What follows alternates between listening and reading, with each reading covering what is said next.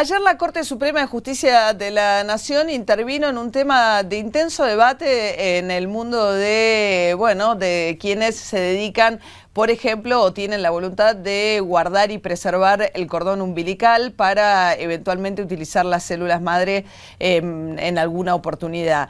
El debate era fuerte, intenso, pues tenía que ver con una regulación del INCUCAI, que lo que establecía era que el cordón que la mujer preservaba tenía que estar a disposición de un banco público para cualquier persona que pudiese necesitarlo y no solamente para su uso personal y privado eventualmente si quisiera hacerlo. En el medio de esta discusión estaban, por ejemplo, las clínicas donde estos cordones se preservan. El fallo tiene que ver puntualmente con Matercell, que era la que había llevado adelante el planteo, pero había otros planteos en la justicia. Por ejemplo, el abogado Carlos Mazzolo, con quien estamos en este momento conectados, lo había hecho en representación de Bioprocrearte. ¿Qué tal? Buen día, doctor. ¿Cómo le va? ¿Qué tal? Buen día. ¿Ustedes estaban llevando adelante una demanda similar? Sí. De hecho, hubo varias reuniones cuando surgió esta resolución, en la cual estuvimos todos los centros vinculados a esta práctica. Y bueno, se tomó la decisión, fundamentalmente Matercell y Bioprocrearte, de llevar adelante esta presentación, este pedido de inconstitucionalidad.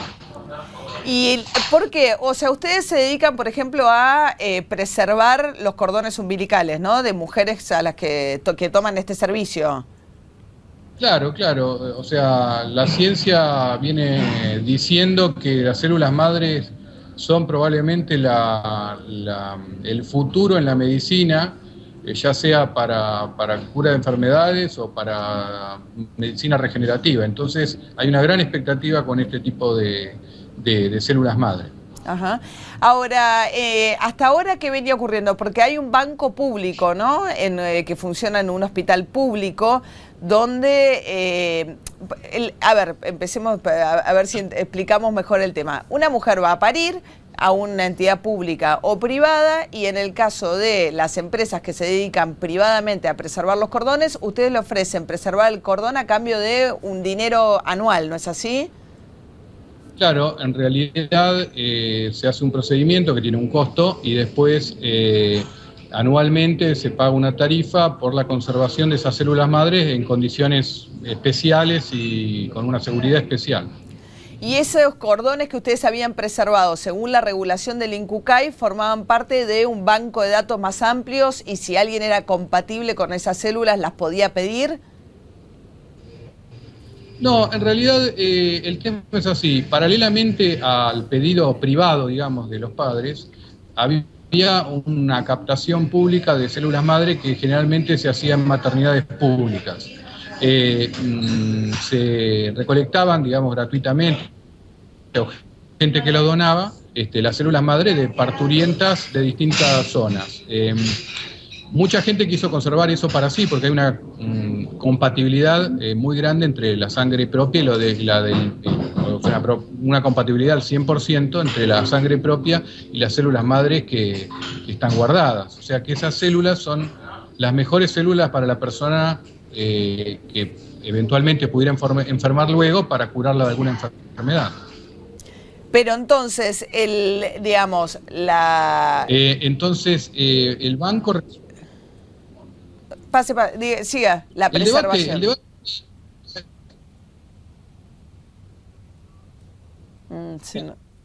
El debate era el siguiente.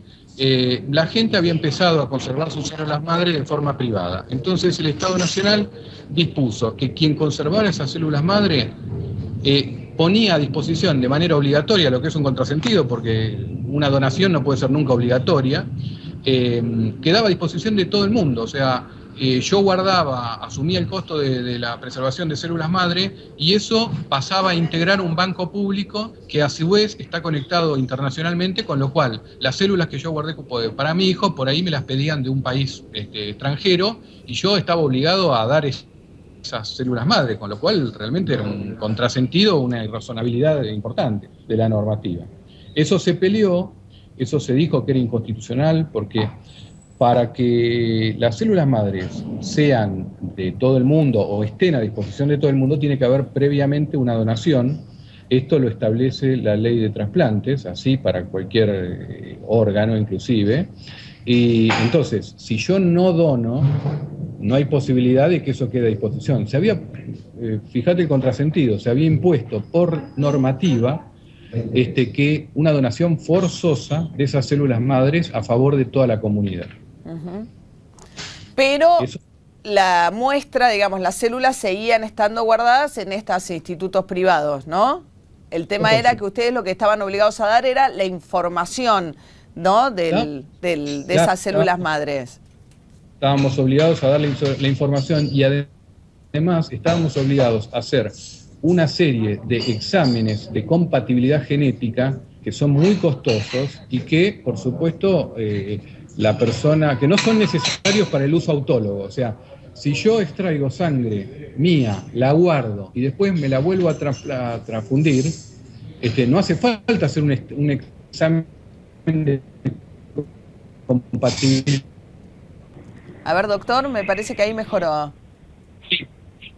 Sí, no, lo que te decía es que yo estaba obligado a incurrir en un gasto importante correspondiente a este estudio de HLA para algo que iba a beneficiar en definitiva a la comunidad, que es muy noble, por supuesto, pero eso tengo que tener yo la facultad de decidirlo, ¿no es cierto? Ajá. Ahora, ¿estas compatibilidades se tendrían que hacer en todos los casos o digo, hay como un primer examen donde uno puede ver, porque quizás esa persona que la célula, una pregunta técnica quizás y perdóneme la ignorancia, una vez que se usa en un caso, si uno donara células madres para algo, esas células madres, ¿no hay muchas? ¿No pueden quedar otras o se tiene que utilizar toda la muestra que sale del cordón umbilical? En general, en los casos que se utiliza toda la muestra. Sí, casi toda la muestra. Lo que pasa es que la posibilidad de uso también es bastante reducida. Por el momento, en el estado de la ciencia, digamos, se supone o se estima que va a haber un uso muy importante en el futuro con relación a estas células madre. O sea, la gente tiene el derecho de guardar esto ya sea para ahora, para el futuro, y esto era lo que el Estado estaba impidiéndole. No, no le impedía, lo obligaba a compartirlo, pero no le impedía guardarlo. Ustedes siguieron guardándolo.